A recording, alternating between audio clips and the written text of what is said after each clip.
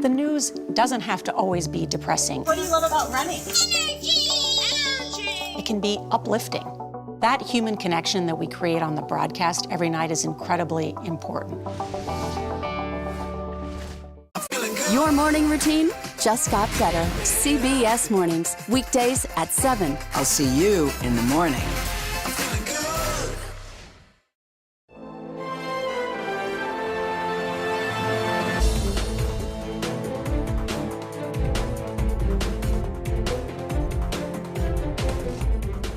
Well, I respect the Speaker's commitment to take Social Security and Medicare off the table for the debt ceiling negotiations. We've got to put them on the table in the long term. Former President Trump heads to Ohio after the fiery train derailment. What this community needs now are not excuses and all of the other things you've been hearing, but answers and results. A Georgia grand jury that investigated election interference by former President Donald Trump in 2020 is recommending criminal charges. My message to President Trump is, we thank you for your service, great, but we're moving on. And that's why I'm proud to say tonight that I am running for United States President. Welcome to Red and Blue. I am Major Garrett in Washington. Thank you for joining us.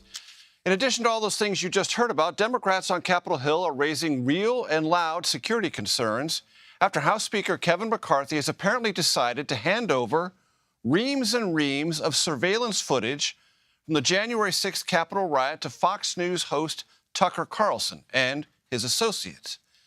The Fox News editorialist says his team is spending the week looking through those thousands and thousands of hours of footage. Meanwhile, President Biden is returning home from his trip to Ukraine and Poland, where he recommitted American support for the two countries as Ukraine sadly marks 1 year since Russia's illegal invasion. For more on this, let's bring in Scott MacFarlane and Weijia Jiang. Scott is CBS News congressional correspondent. Weijia, of course, CBS News' senior White House correspondent. Scott, what can you tell us about Democratic concerns about this video release and what it may portend? We have a week now where Congress is again arguing over January 6th, more than 2 years later. This is a dispute and a controversy completely of Congress's own making. Democrats had an emergency briefing this afternoon, part of a previously scheduled meeting, where they talked about what security vulnerabilities exist because all this video has reportedly been released by the House Speaker to Fox News, this 41,000 hours plus of January 6th police video. I spoke with a member who was in the room today who says there are two big unknowns. Was anybody chaperoning this Fox News team as they watched all this video? Did they log in or log out? And were they able to record any of it while they were viewing it? No hard drives were given. It was all viewed in person. What Democrats are wondering is how much of it might have been recorded or kept. This, though, is one of those situations, Major, where the journey feels more important than the destination. No matter what is done with this video, the distrust that has been sowed by its reported release may be the most defining part of this controversy. Questions about why would he do it? Why has he not confirmed it or denied it? And what's become of House Republican and Democratic relations because of it? And was this part of the deal to make him Speaker in the first place? Was this something those hardliners, those Freedom Caucus members who at first withheld their votes from Kevin McCarthy to be Speaker, demanded? Those questions could be answered if Kevin McCarthy were answering any questions about this. 48 hours later, he hasn't. For his part, Tucker Carlson says this will be about finding the truth. We're not confused about what happened on January 6th. We already have at CBS News hundreds of hours of police surveillance video released by the Justice Department as part of their prosecutions in the nearly 1,000 criminal cases that have been opened. It shows rioters beating police with makeshift weapons, with pepper spray. It shows a confrontational mob on the attack. What's left in the balance of those videos? Maybe we find out, but it hasn't been germane to the prosecutions. House Republicans are also trying to find out more about COVID, its origins, and some early decisions made within the government. Yeah, we have a new COVID select subcommittee, but this time, unlike the past 2 years, it is controlled by the Republicans. I talked to the chair of this committee, Congressman Weinstrup of Ohio, who says they want to, among other things, explore the Wuhan lab leak theory. They have issued requests for information and documents, including calendars, memos, appointment books from Dr. Fauci, from the head of HHS, from the head of the National Institutes of Health. The agency says it released 900 pages of records to the committee over the past 24 hours, but subpoenas are possible if not likely. And for the audience that's not caught up on this, the question is, was research at the Wuhan Institute of Virology linked to what became COVID? And did any federal government money from the United States in any way, shape, or form aid and abet that underlying research? I've had numerous conversations with Dr. Anthony Fauci about this. You can see the answers in the archives of my show, The Takeout. But what are congressional Republicans still curious about? They want to know how much money may have supported this, how much American taxpayer money or American contractor money, but also what Republicans are alleging is there may have been some type of effort to reduce, minimize, or cover up whatever skin in the game Americans might have had in a Wuhan lab leak. This is going to be the first order of business of a sweeping subcommittee over COVID. And there's still some scientific evidence that suggests this is not from the lab, but that occurred in a wet market or some other natural animal to human transmission. All of that can be furiously debated on all sorts of web links and sublinks if you're so inclined. Catch us up briefly on the debt ceiling. What is the current mindset, as you can discern it, of congressional Republicans? There's a warning from a nonpartisan group that reviews these things, the Bipartisan Policy Center, that the date could move earlier without much warning. What's the date as we currently understand? It's a little bit rough. It's late summer, early fall. There's a warning it could move up to late spring if tax collections aren't as robust as forecast. And I got to tell you, this Congress does not seem to be in position to move more swiftly on the debt ceiling. Best as we can tell, their negotiations are nowhere. If there are negotiations, if there even should be negotiations, both sides are talking past each other. It's alarming to know that date could jump up faster because they seem to be nowhere. And the date is not just a moment on the calendar, though it is that. It carries with it all sorts of fraught economic consequences. If you get close to the date, it comes with economic consequences. If you flirt with the date, like happened 12 years ago, bond rating got reduced. The economy, the stock market took a hit. We're in that territory pretty much effective immediately. That could happen at any moment. When you think about this, Scott, and you bump into members of Congress as you do every single day, what to you would constitute even a glimmer of progress toward substantive negotiations? If both parties were speaking the same language. I mean, we're still in this. We haven't even defined the problem. Haven't defined the problem. Republicans are saying we want to exact concessions and spending cuts. The Democrats, including the Biden administration, say you don't negotiate over the debt ceiling. It's terribly dangerous. Until they're on the same plane, this is likely headed nowhere quickly. Very good. Scott McFarland, we thank you very much. Now to the White House. Weijia Jiang joins us there. Weijia, it's been a very big week for the president. I'm sure many at the White House would regard it as historic in the biggest presidential sense. From your perspective and based on your conversations there, what are the big takeaways from the White House over the president's trip to Kyiv and in Warsaw? Well, the White House has long argued, and certainly in the past week, that this is about far more than just Russia's invasion of Ukraine, that it's really setting a precedent for how the U.S. is a global leader when it comes to defending democracy and when it comes to fighting against autocracy. And so that is why they have put so much time, effort, and frankly, money into this war where there are no U.S. boots on the ground. That is exactly why the president made this top secret mission to Ukraine to send a message to its people, along with all the NATO allies and the people who live there, that the U.S. is not going anywhere and will stay there to support Ukraine for as long as it takes. So the White House views this as a huge success for the president's foreign policy and believes this will be part of his legacy because, again, they think it will set a mile marker for conflicts in the future and how the U.S. Becomes involved, even without being directly involved when it comes to the military. And so the president is on his way now back to the U.S., where he faces some hot water for domestic issues that he is also trying to deal with. Speaking of that, there is the ongoing situation in East Palestine, Ohio. There is not only a train derailment, but there are toxins. There's confusion about what the condition of the water is. Is it safe or it isn't? Who is in charge? Should the federal government have done more? Could it have done more? Did the governors ask for it? Does the White House feel like it's losing control of the optics and the actual facts on the ground in that situation?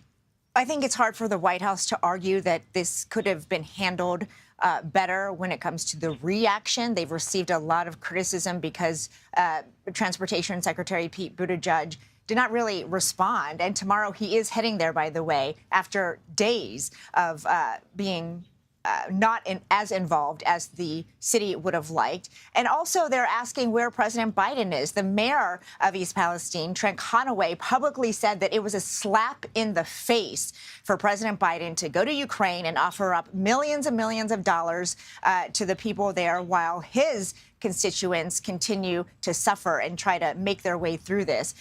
So at the same time, the White House is pushing back, saying while they're dealing with the response, they're pointing the fingers at Republicans for failing to be proactive in this case. They're saying that Republicans are the ones in the Trump administration that dismantled policies that would have put more safety measures on trains, especially those carrying flammable liquids. They point to the fact that in 2021, a group of Republicans signed off on a proposal that would require fewer human inspections, that they've blocked other proposals that would have prevented these sorts of chemicals in drinking water to begin with. So they are trying to actively push back by saying, you know, this could have been prevented if Republicans had done their part. But I think when you talk to people there, as we've been reporting, you know, that's not really what they're concerned about there now. They're worried about what the administration is going to do to help them out of this disaster. And Weijia, correct me if I'm wrong, isn't it one of the talking points from the administration that in matters like this, under federal law and by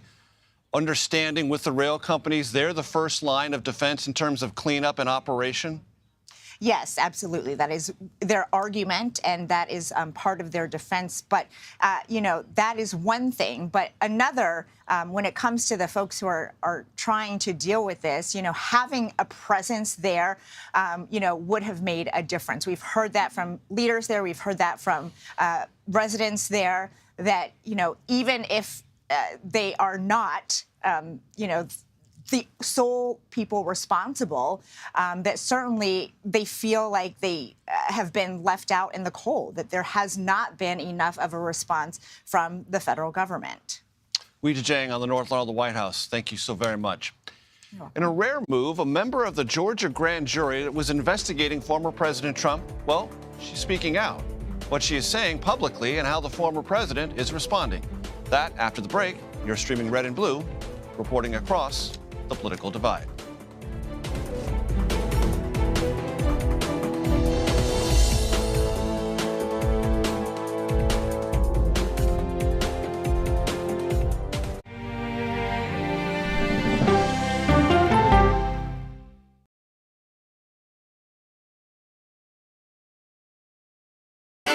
Hey there, welcome to The Uplift. I thought she was a groom, and I stepped back and I went, oh, you're the queen. She's going to be with me every instant that I'm alive. I just wanted to see if you'd go to Disneyland with me today. I look over at him and he's smiling. I'm going to remember that the rest of my life. They told us when he was going to be born, he was only going to live for 30 minutes. It's really a miracle that he's with us today. The Uplift. Stream now on the free CBS News app. You ready? A generation of kids opens up on CBS Reports. I just want to be like a regular kid. Their world, their struggles, their voices. What if I was white? A lot of people like to call names and make you feel ashamed for being proud of who you are. Now streaming racism. I feel like it's just a war zone between all different races. Will this generation continue the problem? The kids pushed them away and didn't want them to be there because of their race. Or be the solution? We just need to keep raising our voices. We're all human and we don't deserve that type of treatment just because of how we look. Are the kids all right? Racism, now streaming on the free CBS News app. When weather turns extreme, CBS News and the Weather Channel bringing virtual weather technology so advanced, so real, you'll have time to get prepared. Feel the forecast. Weather when it matters most on CBS Mornings.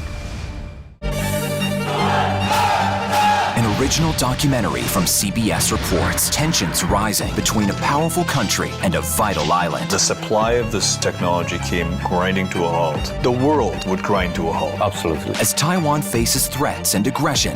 Taiwan is on the front line, and we understand our responsibility as a democracy. We cannot fall. CBS News examines whether they can defend themselves. Putin, Ukraine, China, Taiwan, there are manifestations of the battle between autocracy and democracy. And that is a fight that we're all engaged in. Defending Taiwan, now streaming on the free CBS News app. The news doesn't have to always be depressing. What do you love about running? It can be uplifting. That human connection that we create on the broadcast every night is incredibly important.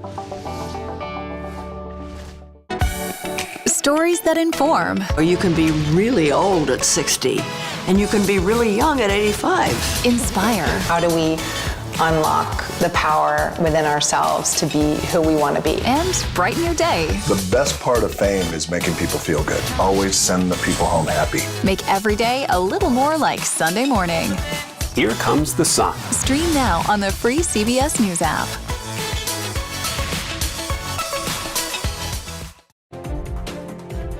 Welcome back to Red and Blue. I am Major Garrett. Former President Donald Trump has criticized the forewoman of the Georgia grand jury that had been investigating his efforts to overturn the 2020 election results in Georgia.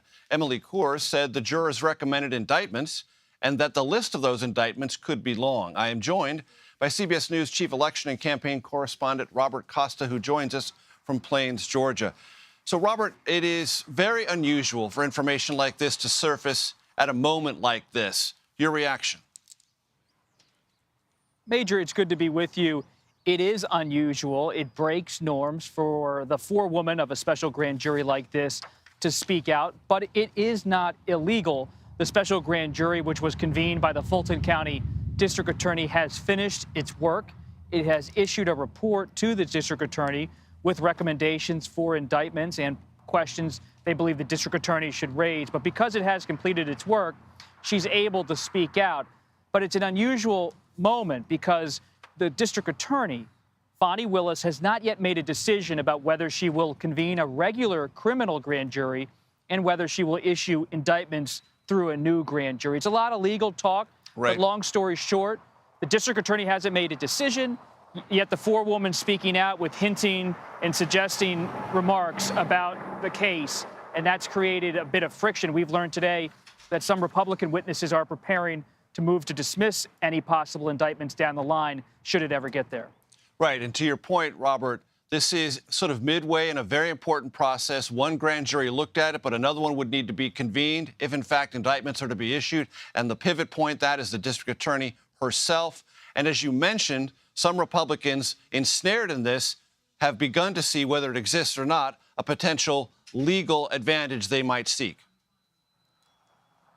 And it might not be a legal advantage in the sense that the forewoman here has not done anything illegal, but Republican lawyers are privately telling CBS News that they would certainly raise this issue should they ever be indicted, their clients ever be indicted down the line. But it remains to be seen how this would all play out, whether public comments by a forewoman of a special grand jury would have an effect on a judge and how he sees the convening of a new grand jury and possible indictments. So we're very much in a wait-and-see moment. But to your point, it is seen as strange in the legal community here in Georgia and nationally for a forewoman to be speaking out like this because the district attorney has a lot on her plate. Is she going to move forward? Does she believe she can convince a jury, a new grand jury, to not only consider indictments but possibly convict people on some of these recommended charges? And as we wait and see on that front, you're in a wait-and-see mode there in Plains, Georgia, in a very different context, and I'm sure the atmosphere there has to be very tender. We all know that former President Jimmy Carter is in hospice care now, meaning the end is nearer than it's ever been. He's with family. Just give us the atmosphere there. It's a respectful time here in Plains, Georgia, the longtime home of the 39th President of the United States. Longtime neighbors, churchgoers at Maranatha Baptist just down the street. We've been there. We've been walking around downtown. We're trying to respect the Carter families. We are respecting the Carter family's requests for privacy.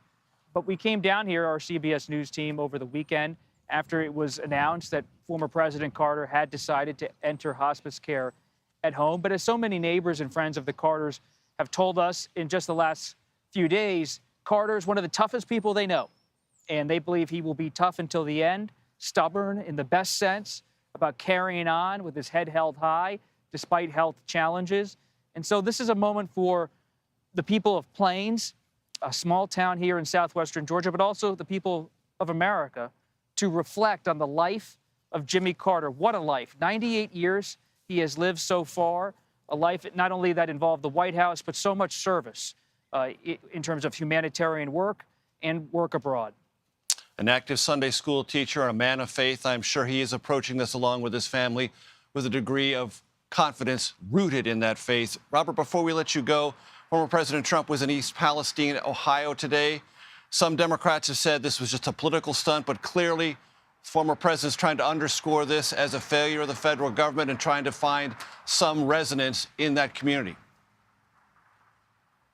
This is an event, a trip that many Trump allies and advisors had recommended to the former president, telling him he should get back on the campaign trail, not just having rallies, but trying to engage President Biden one-on-one, if not on a debate stage at this point, to try to get an argument going against the Biden presidency. For a long time, there's been a concern in some quarters of the former president's circle that he's spending too much time still talking about his false claims of fraud in the 2020 election and punching across the bow at some of these possible rivals for the Republican nomination. They would like to see him focus on Biden.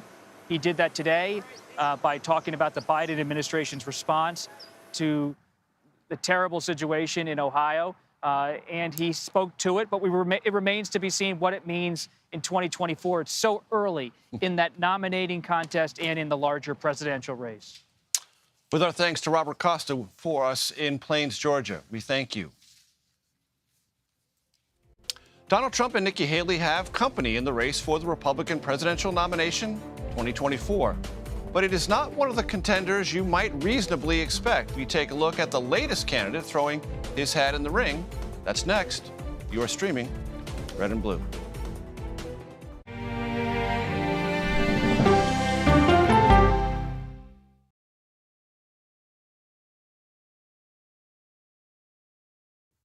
An original CBS Reports documentary. Yoga and wellness has become a place of anti-science. Online clickbait. The algorithms feed you content based upon your own fantasy. Potentially at my peril. There's no question about it. Spreading digital disinformation. Their entire yoga studio and spiritual community got so embedded in all of the QAnon stuff that it became this sick place. Why pro-health people are fertile ground for anti-science messages. We can just go into the whole mask thing. A lot of us just believe that's symbolism for silencing people. People are locked in this mindset. They've been taught to accept what the medical doctors say. No longer are you going to be willing to take any medical advice. It's a big problem that we urgently need to address. An original CBS Reports documentary streaming now.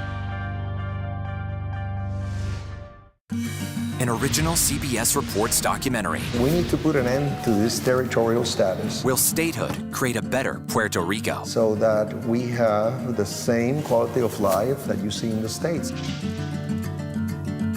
What do you worry about? Me living here in the future?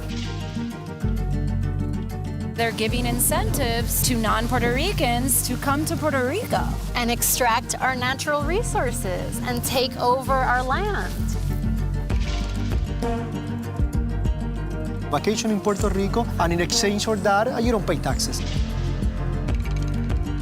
Why would I allow somebody who abused me for 123 years to then consume me? An original CBS Reports documentary streaming now. People from every corner of America facing challenges. Everyone is just looking for some type of connection. Just raise your hand and say, hey, I'd like to help. Coming together to find solutions. We are going to do something about it. Their stories are our stories. Welcome to Eye on America. Stream now on the free CBS News app. After decades in the public eye and public service, this mother-daughter duo is now talking about gutsy women. What's the gutsiest thing you've ever done? We go person to person with Secretary Hillary Rodham Clinton and Chelsea Clinton. Now streaming on the free CBS News app. Stories that inform, inspire, and brighten your day. The best part of fame is making people feel good. Make every day a little more like Sunday morning. Here comes the sun. Stream now on the free CBS News app.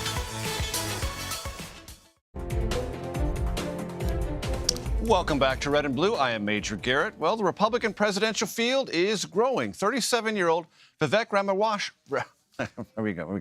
Say that, Aaron. Ramaswamy. Thank you. That's why Aaron Navarro's here. I'm going to get to Aaron in a second, but he just bailed me out there. That's what I appreciate him for.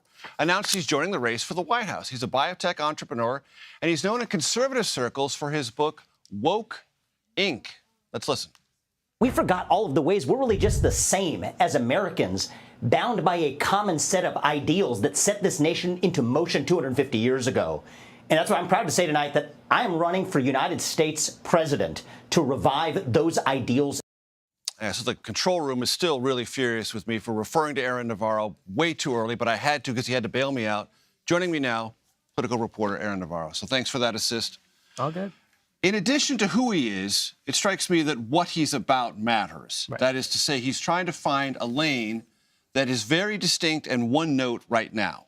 Right. And what he talks a lot about taps into some of these culture war issues, but in Woke Inc. and kind of what he's talked about making the circuits of conservative media is environmental social governance, this basically criticism that corporations are investing into the wrong things, more liberal things, more things that have to deal with the climate and, you know, responding to climate change. And he's saying it's a and creating a diverse culture through their governance approach internally. Right. All of this is not such about what politicians are doing or saying, how state legislatures are voting, but how corporate boardrooms are functioning. Exactly. And he kind of pairs that with saying that Americans have, in his launch video, he talks about how Americans have lost their national identity. They've gone to secular religions is what he talked about, kind of referencing critical race theory and a lot of the red meat issues that conservatives have been talking about lately. So, and then now he's the third candidate to jump into this Republican primary that's expected to be crowded and has a lot of money. So we'll see with him. We'll see what happens. Right. But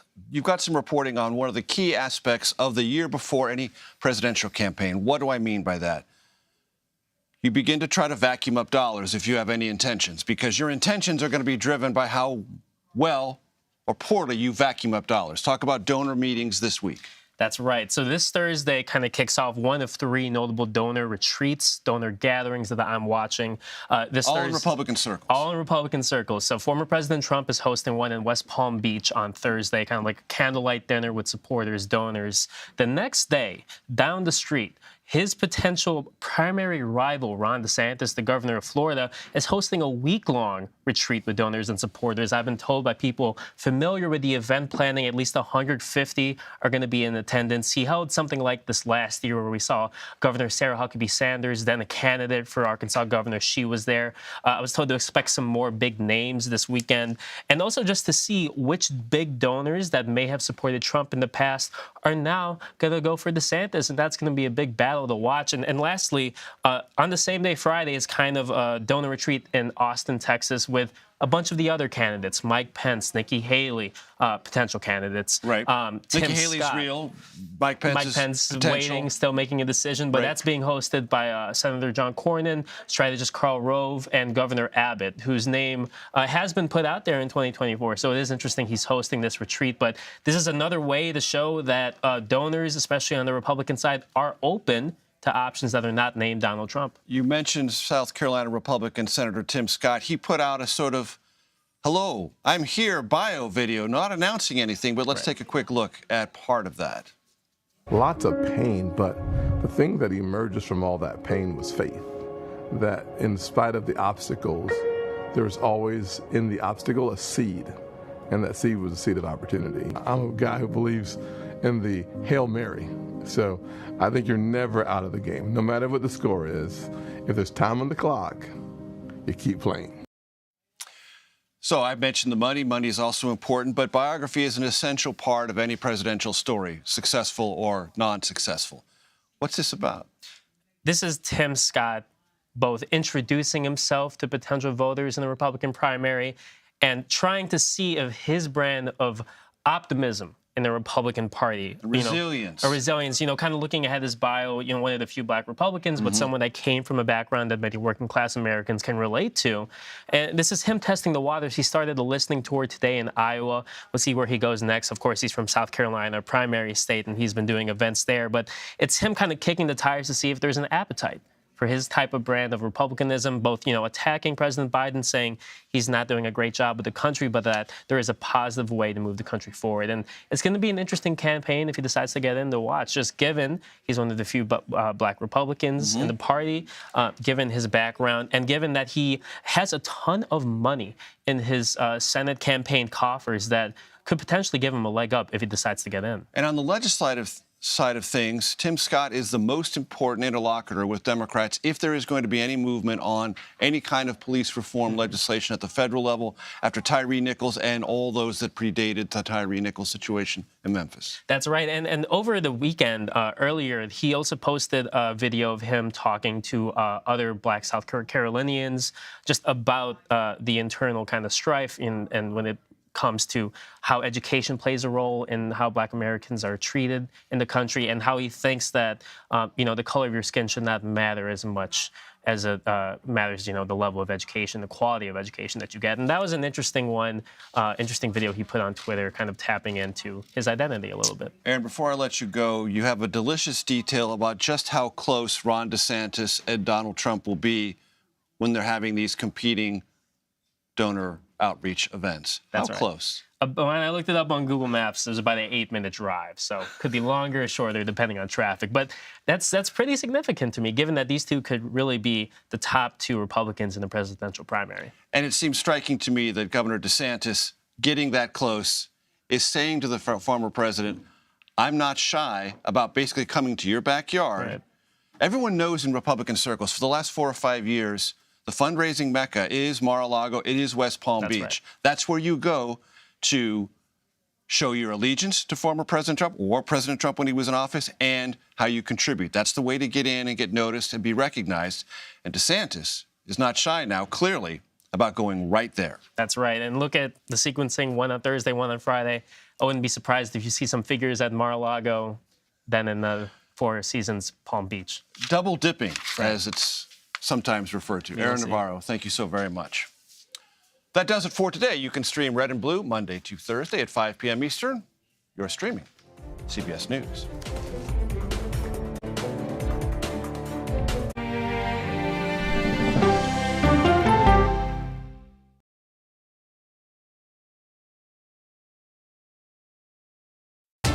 People from every corner of America facing challenges. Everyone is just looking for some type of connection. Just raise your hand and say, hey, I'd like to help. Coming together to find solutions. We are going to do something about it. Their stories are our stories. Welcome to Eye on America. Stream